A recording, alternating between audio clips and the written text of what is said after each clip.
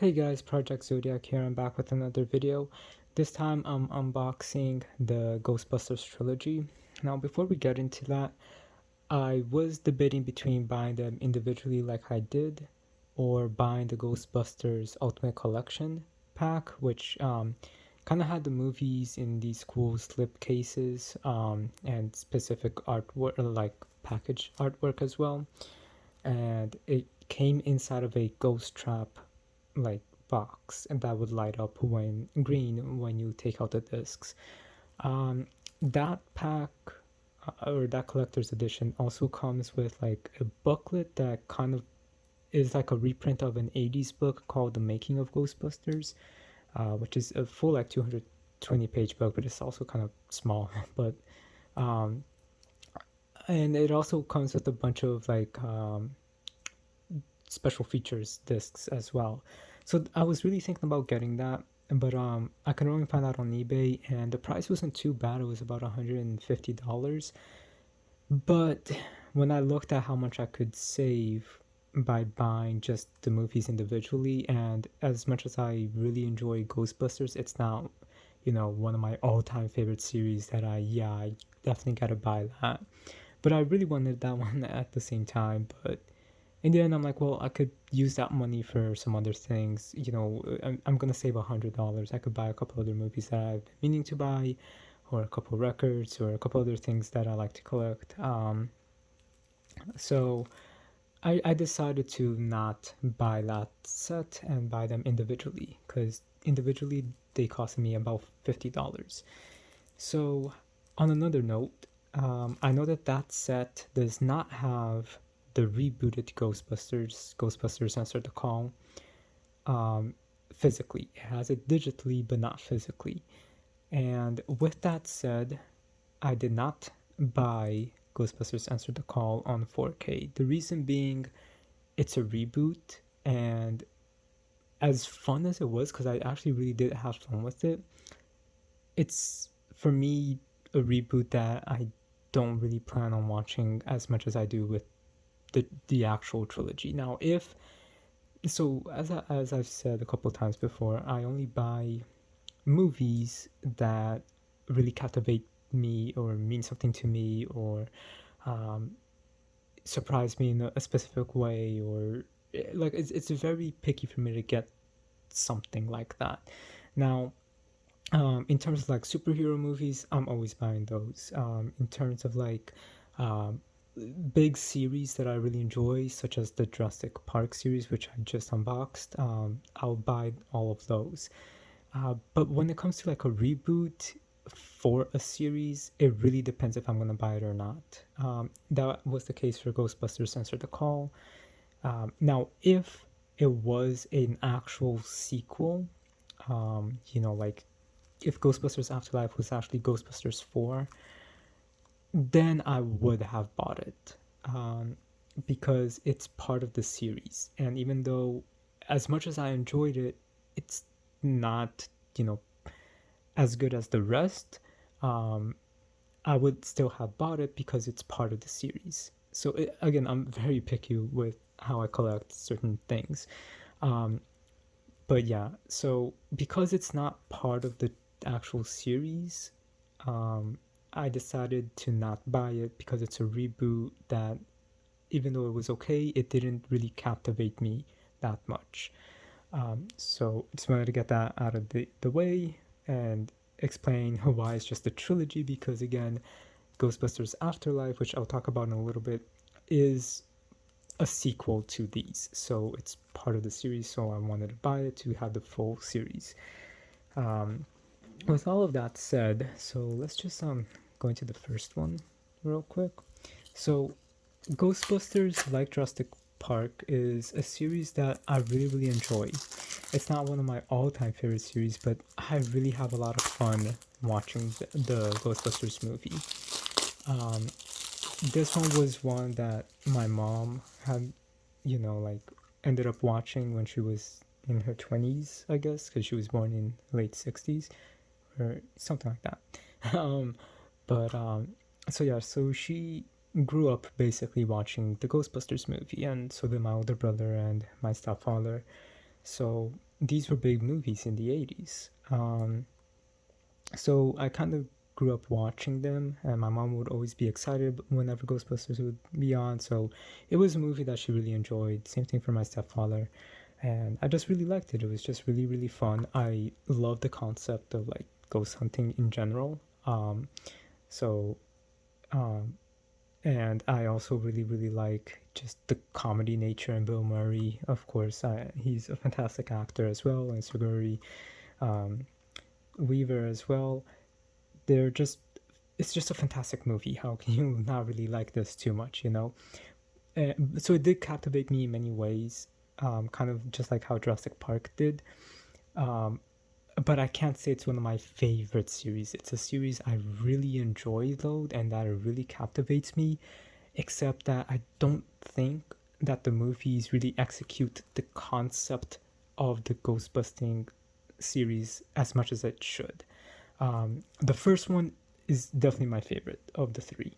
And they did a fantastic job in setting up that concept, but the sequels to and Afterlife did not really explore that.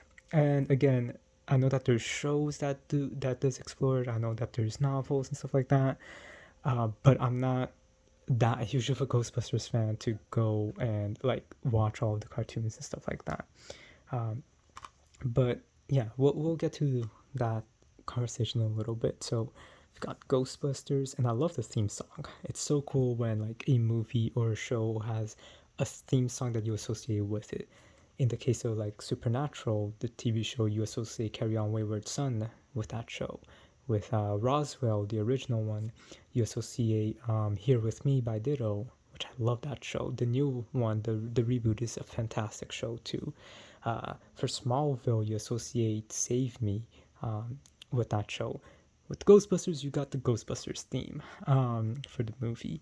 So I just love it when shows and movies have songs either used for it that you end up associating with it because it reflects the series so perfectly, or made specifically for it. And as long as the song is fun and good, then you know this is fantastic. Then it works out.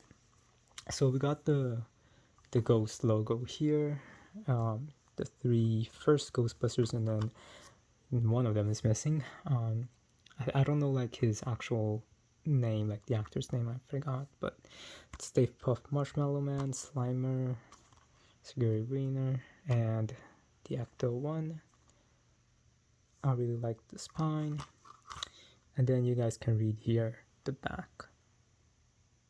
So 4K Ultra HD, and it includes these. Well, this is not features.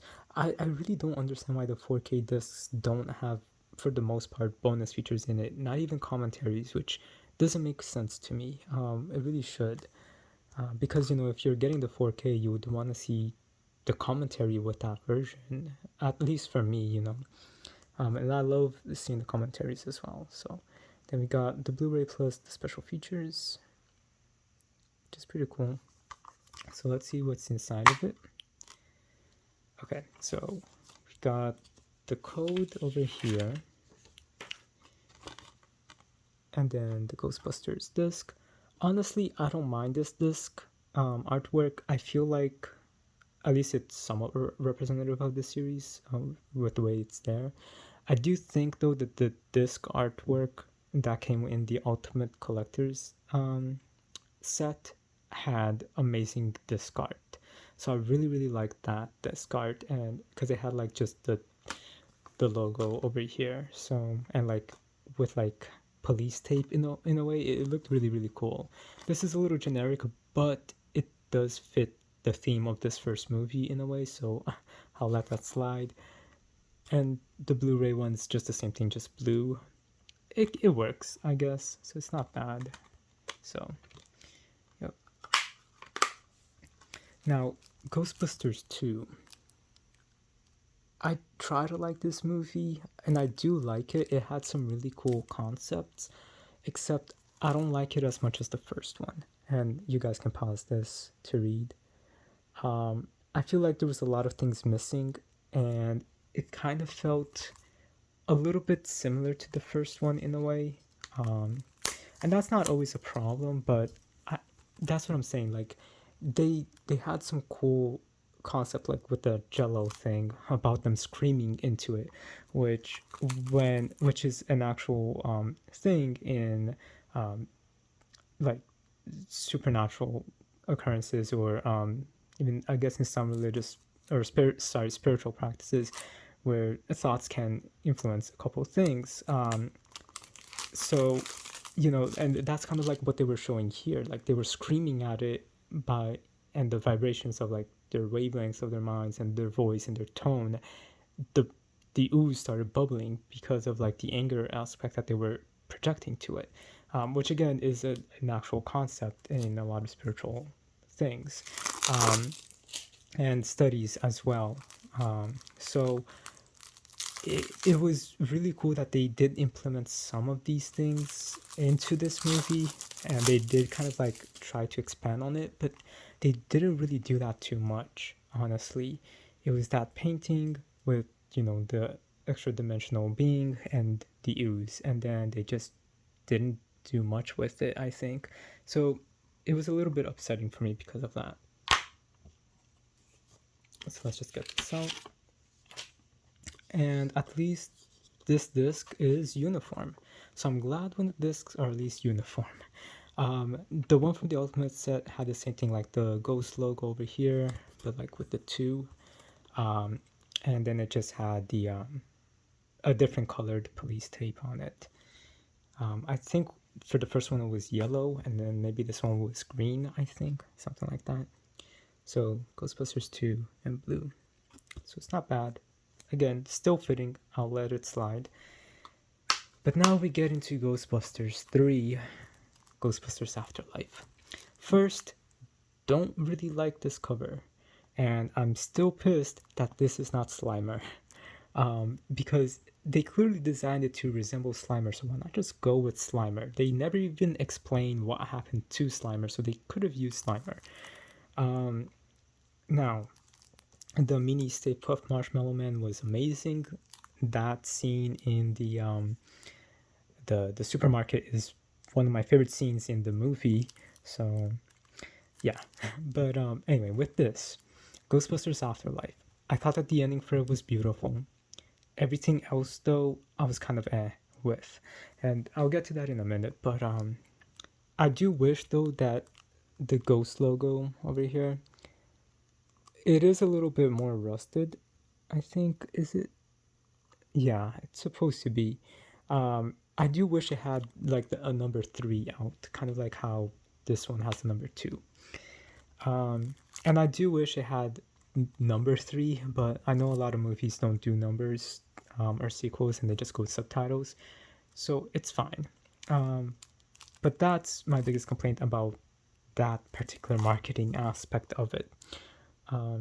So I'll let you guys pause this, and then here's some deleted sorry, extra features, bonus features. So now here's the thing. I've seen Ghostbusters Afterlife twice, 2 times in theaters. The first time, okay, so when I saw the trailer, I was expecting something else, and when I first saw it, I did know that the original cast was probably not going to return, and I did know that if they were, it probably wasn't going to be everybody. I did know that. I knew that also from the trailer that they were connecting it. Like, oh yeah, she's the granddaughter of one of the original Ghostbusters, and I was fine with that, even if they weren't going to really introduce or show us the old Ghostbusters. But it was very slow, and I was expecting it to have a little bit more action, and that's not a problem. It's just I was expecting it to have a little bit more substance with the ghost hunting element of it. Because if you look at Ghostbusters Afterlife and Ghostbusters 1, actually, let me even take a look here. I just want to see how long this is. Okay, so this is 124 minutes, and okay, so this is literally 20 minutes more than the first Ghostbusters. And I just feel like they don't really get to the point or not the point, but like the Ghostbusters part of it, very until much later towards the end of the movie. So it just feels like a big portion of the movie is just introducing to the characters and slowly building things up. I just wish that there was more Ghostbusters things in it. And that was the complaint that I had when I first saw it, because I was expecting it to have more Ghostbusters things on it. Um, so when I did see it, I'm like, okay, now I understand where they were going for, and I like it. I don't like it as much as the first one, but maybe a little bit more than the second one. I don't know yet. But point is, I wasn't sure how I really felt about this one after I watched it the first time, because again, I liked it, but it went in a different direction than what the trailers made me think it was going to. But it still had some of those elements that I thought it was going to have, but it had more of those elements that I was expecting it to have, but not focused too much on.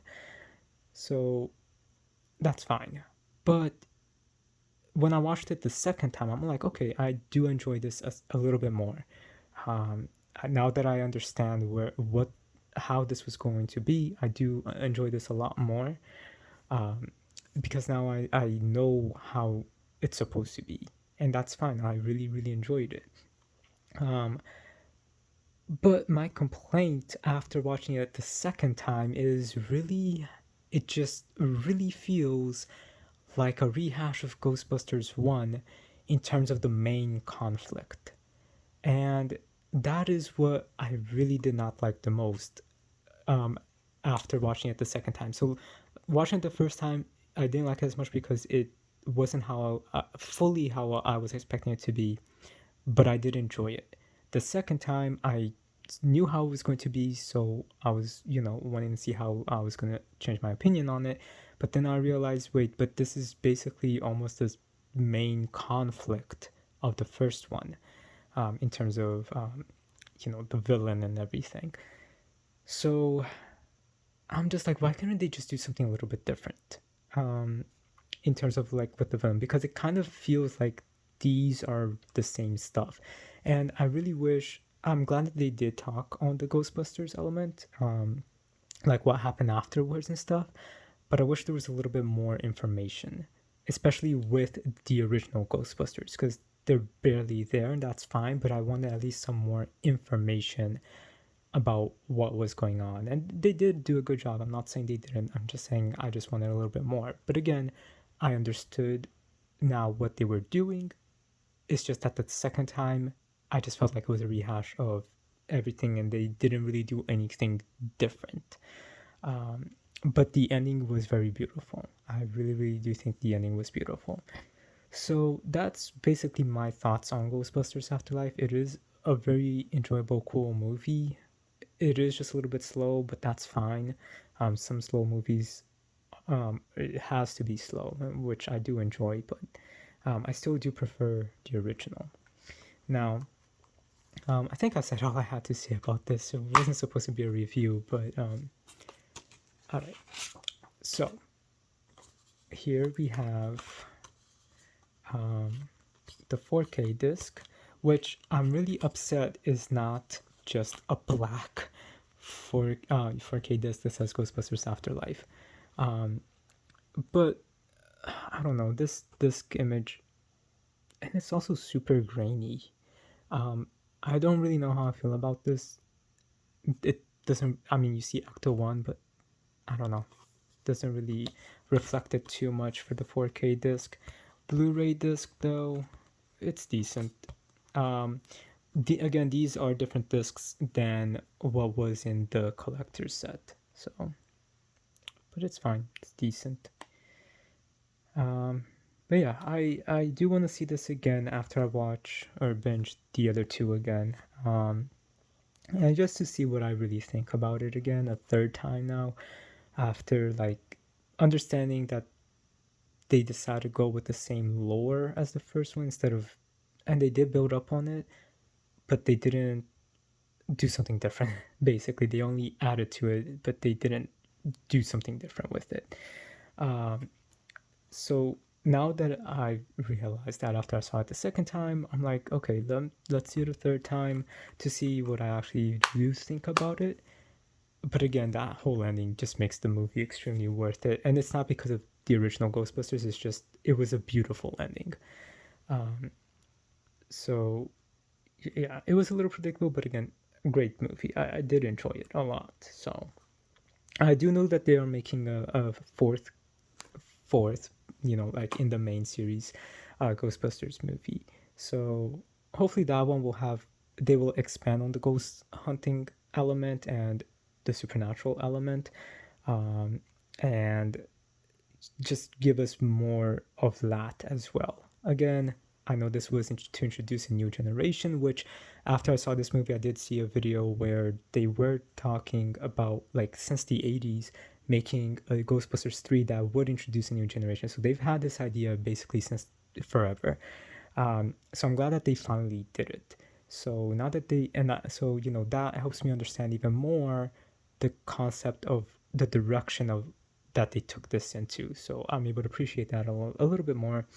Um, and hopefully though, so like, again, I can understand why they had to be a little bit slower in introducing the characters, because I think they did establish the characters pretty well. Um, but I do wish there was more ghost hunting stuff.